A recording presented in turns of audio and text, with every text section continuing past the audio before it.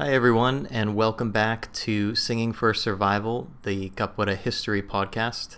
This is Desconfiado, and today's episode is all about Capitão Virgulino Ferreira da Silva, also known as Lampiao. Lampiao is an extremely popular Brazilian folkloric hero, particular to the northeast of the country, who appears in several capoeira songs through today. Like Zumbi, Lampiao is not considered a capoeirista per se, but he's an important symbol of resistance in Brazilian culture, which obviously translates over into capoeira culture.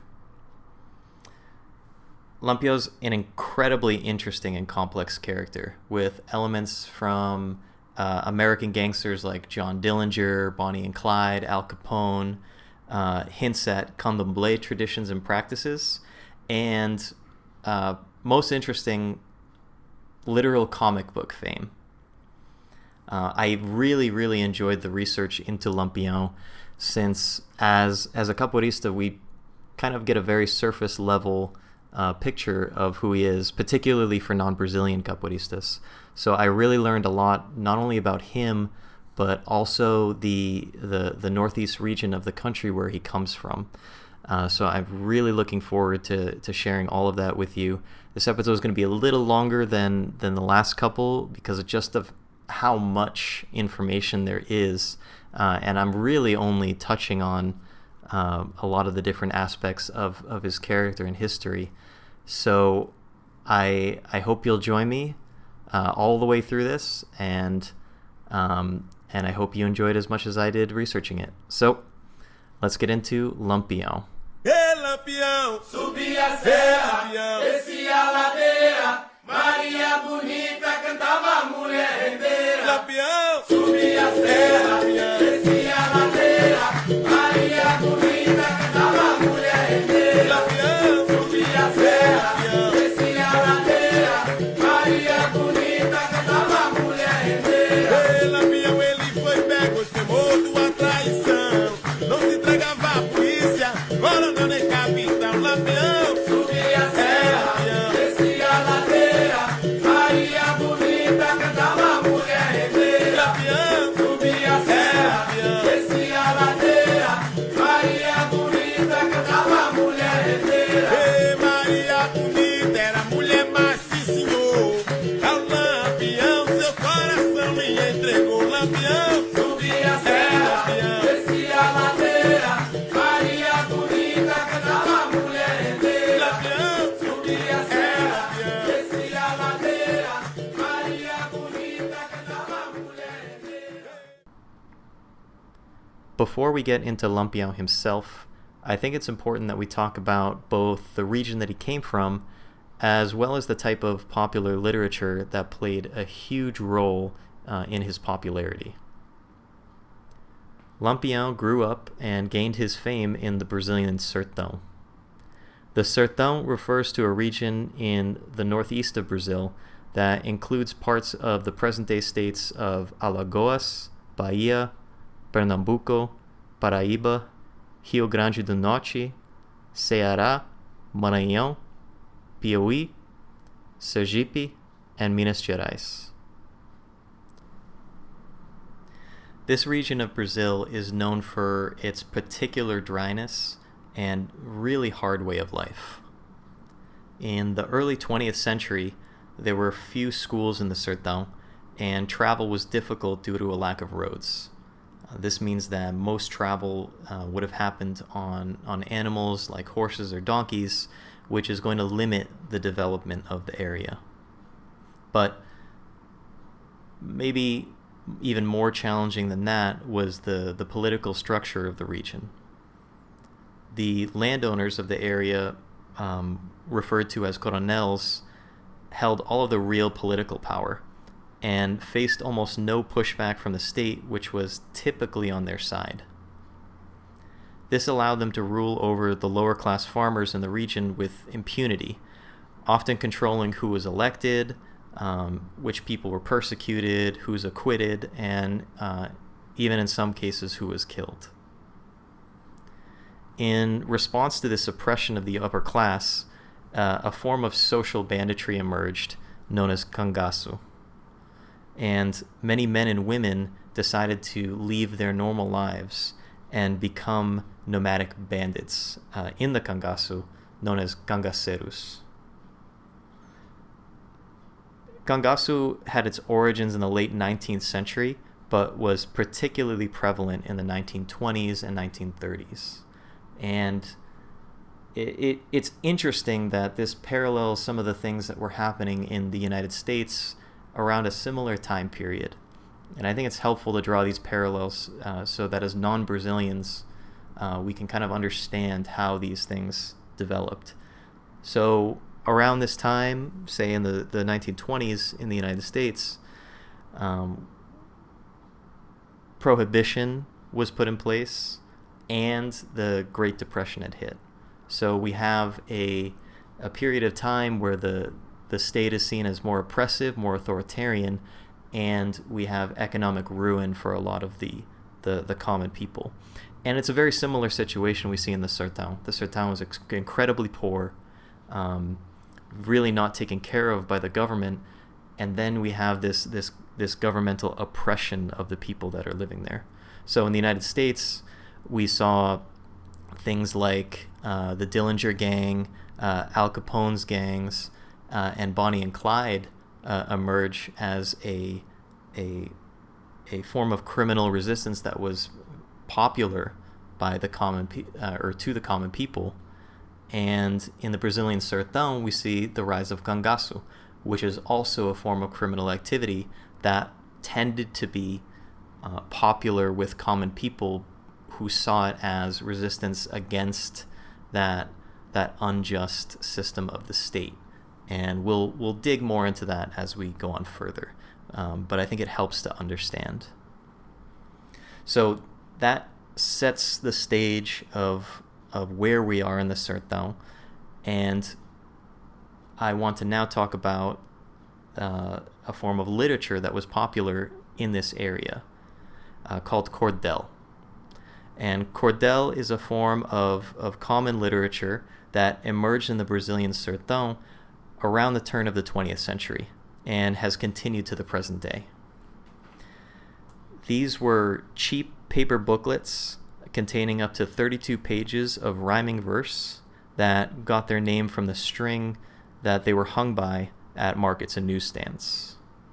Cordel was written by common people for the common people and was for decades the only reliable source of information in the Sertão.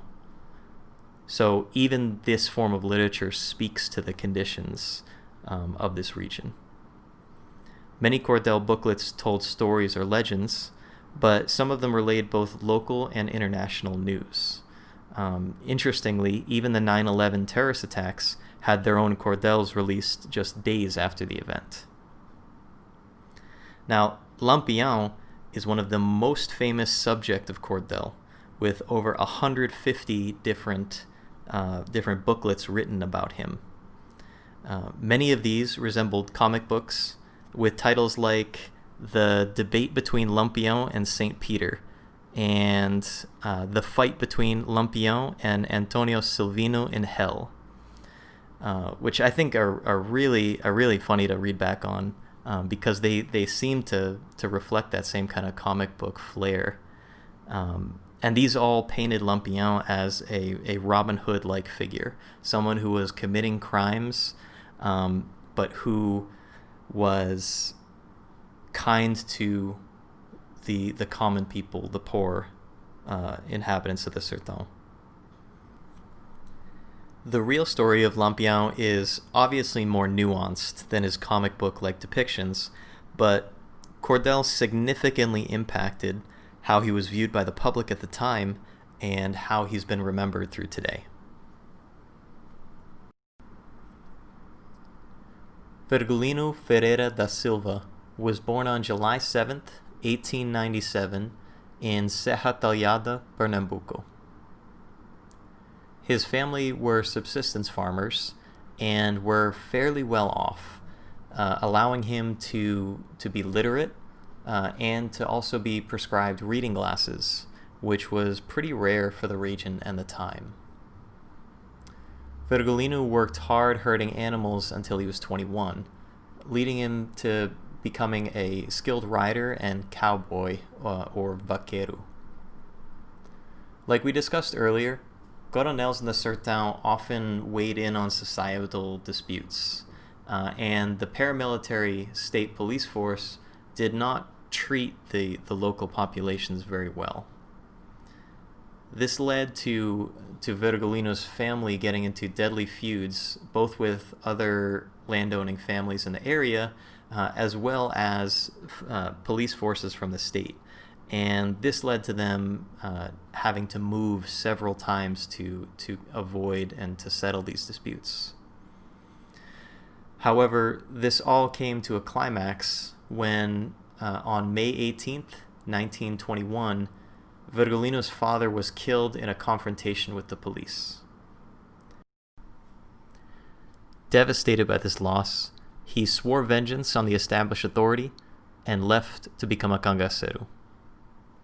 And I think this origin story is kind of interesting given the context we mentioned earlier about him being a hero of cordel literature, which almost resembles, like a comic book hero, when this sounds so similar to like a Batman origin story.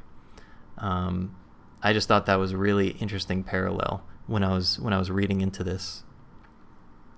As a cangaceiro, Virgulino had acquired the name Lampiao, which means lamp, as early as 1921, allegedly because he could fire a lever-action rifle so fast that at night it looked as though he was holding a lamp.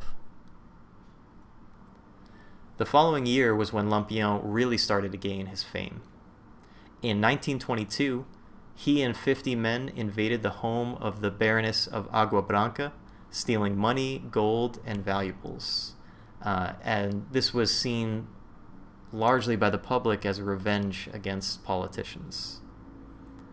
This was his first major success, gave him significant notoriety, and led to him becoming the leader of his own band of cangaceiros. And this really marks the start of the legend of Lampiao. But contrary to some current popular depictions, Lampiao was not purely a heroic figure. He was initially seen as a bloodthirsty criminal who robbed and killed in cold blood, and whose men raided villages, bringing havoc, carnage, and rape. It's undoubtable that Lampiao and his band of cangaceiros were responsible for a lot of heinous crime during their reign of power in the Sertão. Lampiao himself was known to be singularly cruel to his enemies, and he demanded complete loyalty from his friends and showed no mercy when he didn't receive that loyalty. And just as a couple of examples, he is said to have killed one of his men who offended him by making him eat a liter of salt. He was said to have made an old woman who cursed him dance naked with a cactus bush until she died. And finally, and really most gruesomely, quote, he tore out the eyeballs of a comrade who betrayed him and rammed the barrel of his gun into the gaping sockets, blowing his brains out while the man's wife and 6 children watched. So given these actions, it seems like Lampiao is pretty far from the Robin Hood-like character that we see him depicted as, both in songs and in cordel literature. However, like many folkloric characters of this era, his depictions and his character is full of contradictions and complexities. Many Brazilians see Lampiao as a justiceiro, who is someone with a strict sense of justice and who fought against the authoritarian nature of the state and the upper class. The difficult and oppressive conditions in the Sertão help explain why Lampiao's many crimes are often brushed over, particularly in the Northeast. The crimes that he did commit are seen as small compared to the crime and violence of the police, the state, and the coronels. And this is kind of easy to draw parallels to in history. And I know we keep coming back to the Prohibition era in the United States because the comparison is pretty appropriate. If we look at people like John Dillinger, like Al Capone, like Bonnie and Clyde, they are not often seen as pure criminals. In some cases, they're almost revered in a sense by the common people, both at the time that they were committing their crimes and now. And Lampiao and his band is in many ways treated the same. And a lot of that is also due to some of the other things he did and how he shaped his public image. So Lampiao was said to be very good to poor people in areas where he had held power, which helped to win him sympathy and popularity among those people. As a kind of small example of him shaping his public image, he was known to hand out souvenirs to the people in the areas where he passed through. And this includes business cards with pictures of himself and his band. And it's kind of interesting. I was able to find some pictures of these business cards, and I'll try to share links in the description. I'll put the images in the YouTube version of this upload because it's an interesting slice of history to see. But in addition to that, Lampiao was also infatuated with photography and video, which were not necessarily brand new at the time, but were definitely in kind of developmental stages. He was so infatuated with video that he invited a filmmaker, Benjamin Abrão, to live with his band for a few months. Abrão spent his time taking videos of the band in their regular activities, including them training, eating, praying together, and just interacting. It was kind of a slice of daily life of the cangaceiros. However, Abrão was heavily criticized by the government and press for doing this documentary, since they had wanted Lampiao to be vilified as a monster. And like I was saying, with his documentary being more of a slice of life, it did a lot to humanize them. You see them dancing, praying, doing chores. There's a section where Maria Bonita, who we'll talk about later on, is combing Lampiao's hair. So it definitely went against the image that the state wanted to paint of Lampiao and his band. And because of that, a lot of the footage has either been destroyed or lost. And this was hours and hours of footage. But luckily, about 15 minutes has survived to the current day, and you can find it on YouTube. And I'll put a link in the description. It's absolutely worth the watch. It's a little bit surreal being able to have that video footage of Lampiao and his band just in their daily life. I think it helps put things in a little bit of perspective. But even more unfortunate for Abrão, and again due to this criticism from the state and the press, in 1938 he was found dead, stabbed 42 times, and his murder case was never solved, though it is highly, highly suspected that the state was involved as retribution. So at this point in our story, we are at kind of the height of Lampiao's power in the Sertão. So I want to take a step back and have a break to analyze some music that I think is important to Capoeira's connection to Lampiao. So I'm going to play what for many of you may be your first capoeira song that you learned. Sim, sim, sim. No, no, no. And then we'll have a discussion about how this relates to our story.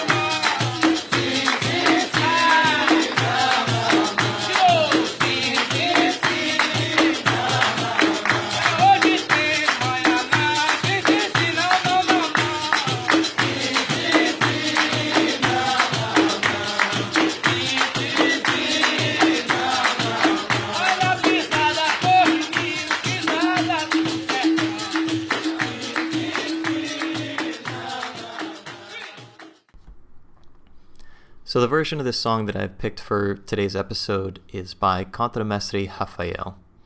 And if you haven't heard of him before, I highly, highly recommend you check out his music. To me, he is one of the most talented capoeira musicians around today. It's just really, really powerful music. And like I prefaced this with, this song is oftentimes the first song that you learn in capoeira, particularly for non-Brazilians, because it's easy to remember, and especially if you don't speak Portuguese, the words themselves are easy to learn and understand. So sim, sim, sim, não, não, não is just yes, yes, yes, no, no, no. It's the really probably one of the most simple capoeira songs that exists. However, even though it's simple, for me at least, it took really the longest to kind of understand what it really means and to internalize that. And that's largely because it's so simple and can be so vague. So the general message of this song is the duality and the contradictions inherent to both capoeira and life in general. So in capoeira we have the dance and the fight. We have inside and outside of the roda. We have the call and the response. There's a lot of give and take in capoeira. There's a lot of contradiction in capoeira.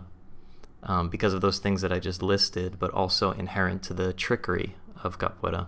There's cooperation, but not cooperation, and competition.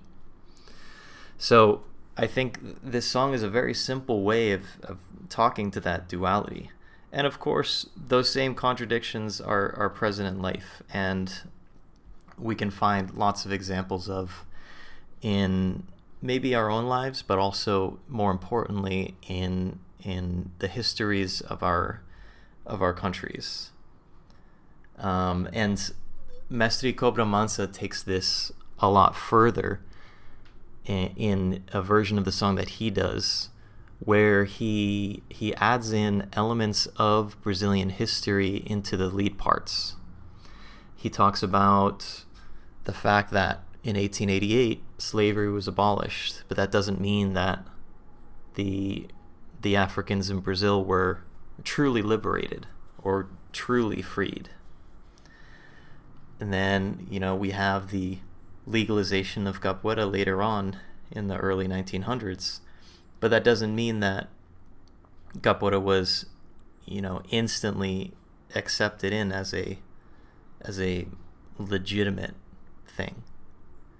So he talks a lot about the back and forth of the the process of civil rights, the process of liberation in Brazil, which is a really, I think, beautiful way to look at this song. And unfortunately, I haven't been able to find an actual recording of him singing this version. So if anyone listening knows of it or has heard it before, please send it to me, because I'd really like to listen to it. So in addition to this message, this song is also many times a non-Brazilian's first introduction to Lampiao. In one of the lead parts, it talks about a pisada do Lampiao, the footsteps of Lampiao.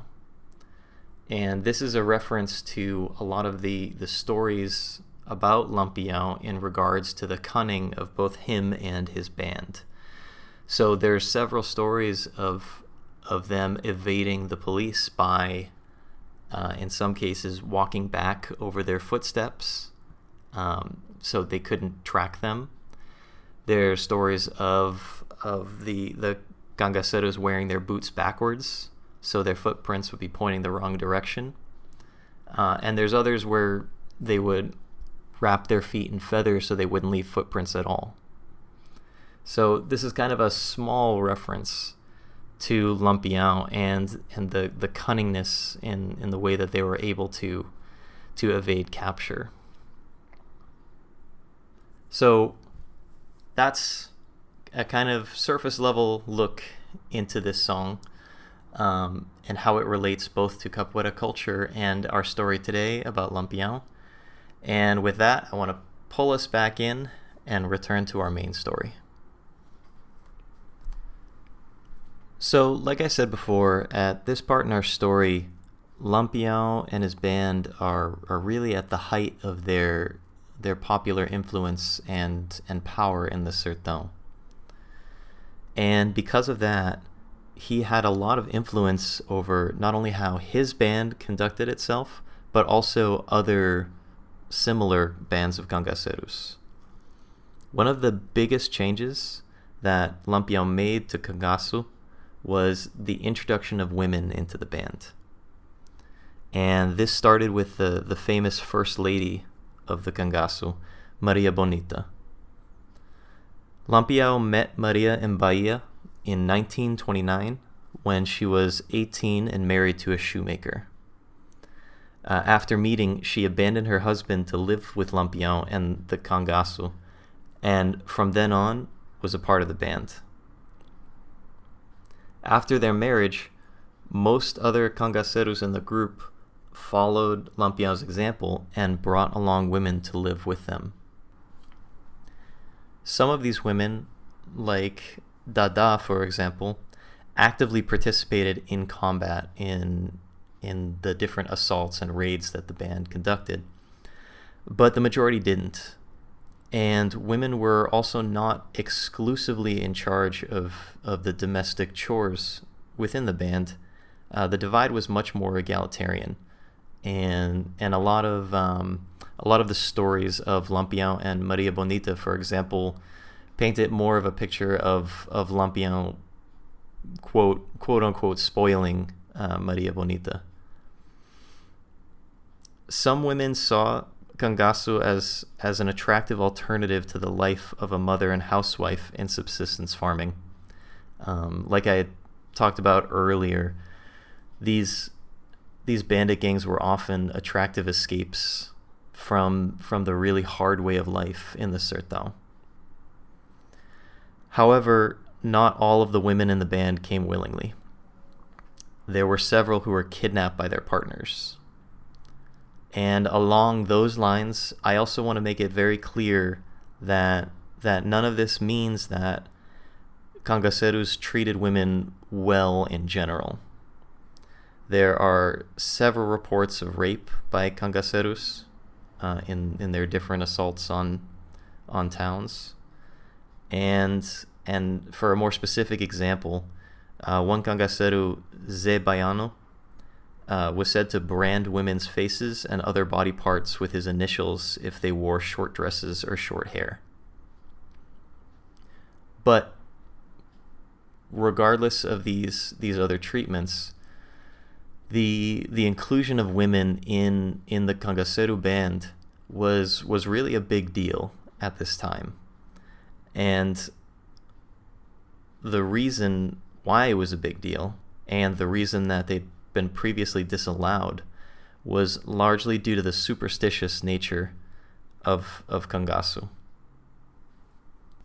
So, although perhaps not following candomblé explicitly, cangaceiros followed the candomblé belief of closing their body, which is protecting it against bullets and knives. It's a kind of supernatural immunity to harm.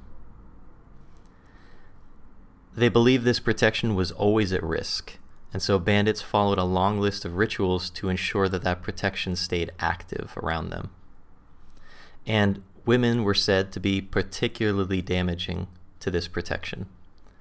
For example, a man wouldn't ride a pregnant mare, and he would check under his saddle before riding to make sure that there wasn't any women's clothing hiding under there. To kind of further give context of this belief, here are a handful of quotes that were relating to the danger of women in the cangaço.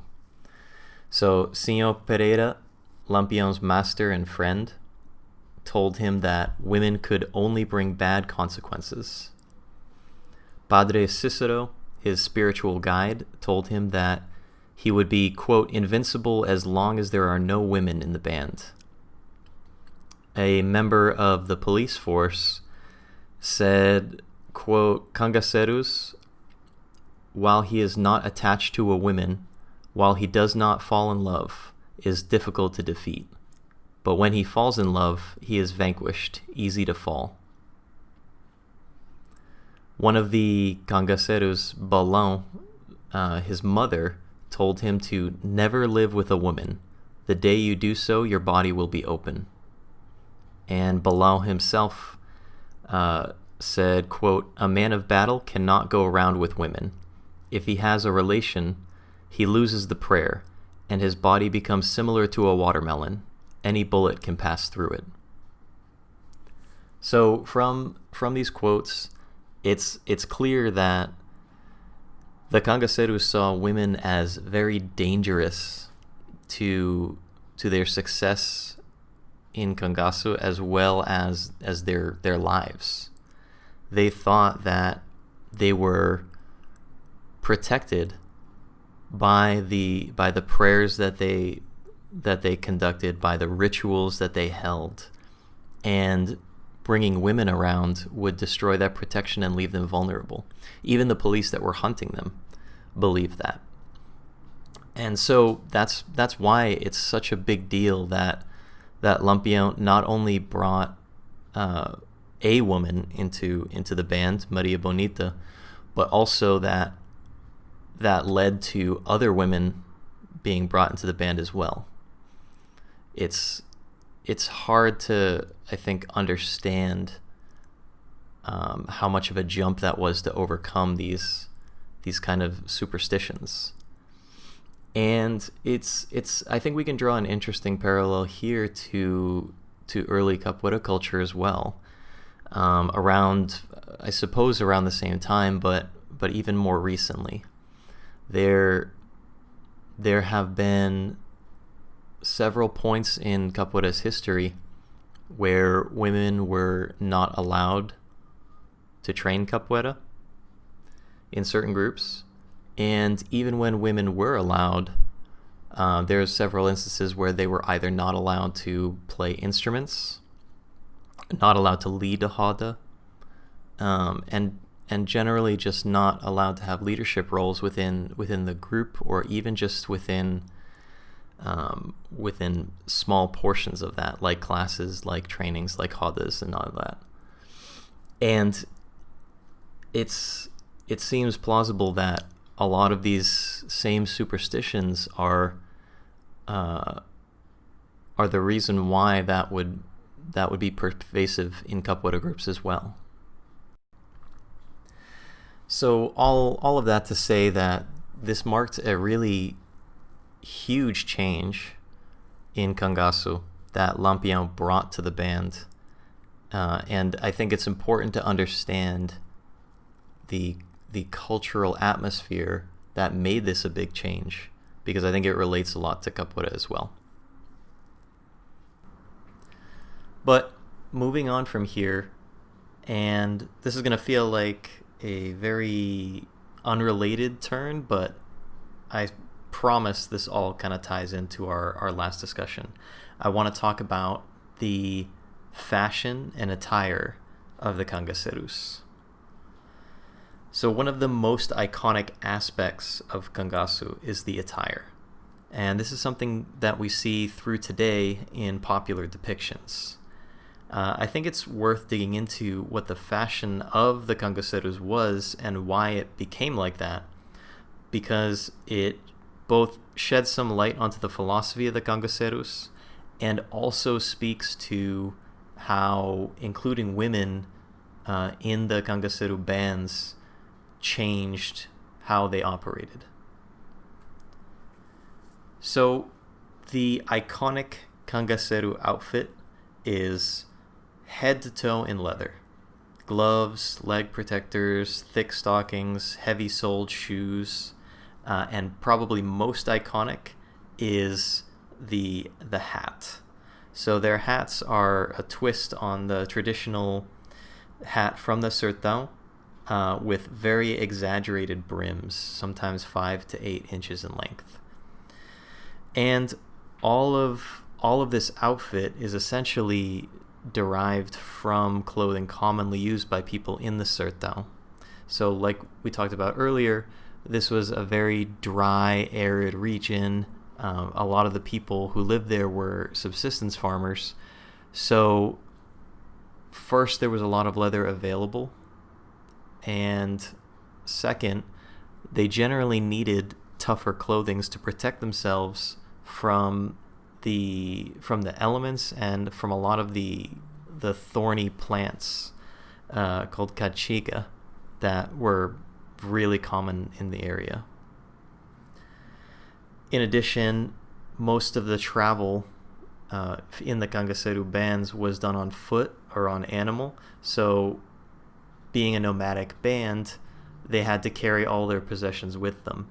So that led to the inclusion of several different kinds of shoulder bags that used to carry their food, their clothes, money, and whatever else they were bringing with them. But what's really interesting about all of this this attire is it was very elaborately embroidered from head to toe, every single piece, and bags and hats as well. In addition to this embroidery were also a lot of symbols and metal trinkets or tokens that were attached to various parts of their clothing. Metal tokens with sayings were commonly affixed to their clothing. For example, Lampiao had a golden ring with the name Santinha, which was his affectionate name for Maria Bonita, on his hat. So they essentially treated their clothing like giant blank canvases that they covered with these decorations, completely head to toe. Some of this decoration seems to parallel gangster culture from the United States. We talked before about people like Al Capone and John Dillinger, who were also extravagant in the way they dressed as an expression of their wealth. And I believe that some of that is present here in Lampiao's band as well. However, there was a more supernatural reason as to why they decorated their dress in the way that they did. So many of the symbols used on cangaceiro clothing reflects their superstitious beliefs and perhaps their candomblé-like beliefs. They mainly consisted of talismans and star-like symbols that were intended to preserve their closed body protections.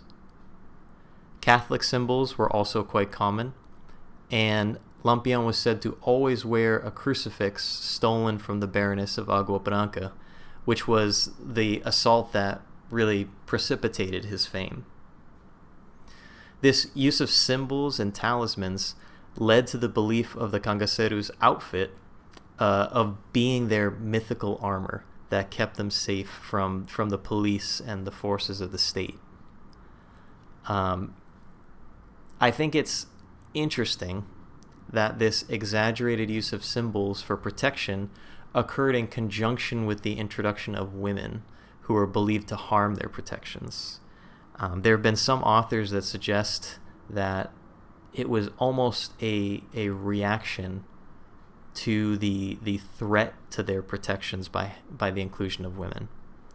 And that perhaps may be true, but at the same time as that, some of the women who were brought into the band brought with them really high-level embroidery skills, which also allowed for this decoration to take place. Now, that's not saying that women were the only ones making clothes. They certainly weren't. Most cangaceros were responsible for making their own clothes, and this is kind of a traditional value from people in the Sertao who are typically poorer and have to make their own clothes. But there's even an account of Lampiao himself spending about 3 months to make a satchel for a new member he liked. So we can see how important the outfit of the cangacero is to that person, which is why it's such a huge part of the identity of the cangacero, and why we still see it as something to focus on as we look back and analyze it. So as time went on and Lampiao continued in his acts of resistance and banditry against the state in the Northeast, the Brazilian political structure began to lose patience with the Sertão. In the early 1930s, President Getúlio Vargas was consolidating power and appointed political allies to govern the northeastern states. These appointees, under the direction of Vargas, started to clamp down on the cangaceros, and orders were given to kill Lampiao and his men. This represented a significant change in the atmosphere in which Lampiao and his band operated, and they had to make significant changes in order to survive. So the band then reorganized into several smaller subgroups, each led by their own lieutenants, and camped near the margins of the San Francisco River. Because of this increased pressure, the band abandoned armed assaults and relied on things like kidnapping and extortion for money. These were less risky activities for them to take and allowed them to sustain their operations for several years. And this lasted into the late 1930s. However, in that time, the police managed to infiltrate Lampiao's ranks with undercover informers, giving them significant advantage over the cangaceros. And finally, on July 28th, 1938, the police ambushed Lampiao in the Fazenda da Antigos in Porto da Folha in Sergipe. In the shootout that ensued, Lampiao, along with Maria Bonita and the rest of his band, were all slain. Each of them were then decapitated and their heads preserved in brine and put on display. This was a relatively common practice at the time, especially for very public enemies of the state like Lampiao and his band certainly were. And kind of gruesomely, there are pictures that have survived to today of the display of all of these heads. And just as a really quick aside here, something that I found that was really interesting to me is after Lampiao was killed and his head removed, it was sent to a coroner to provide an autopsy, which was pretty standard practice. However, this coroner was influenced by a very popular new science of the time called phrenology. Now, phrenology is a debunked pseudoscience in which people were trying to relate skull shapes to different behavioral characteristics.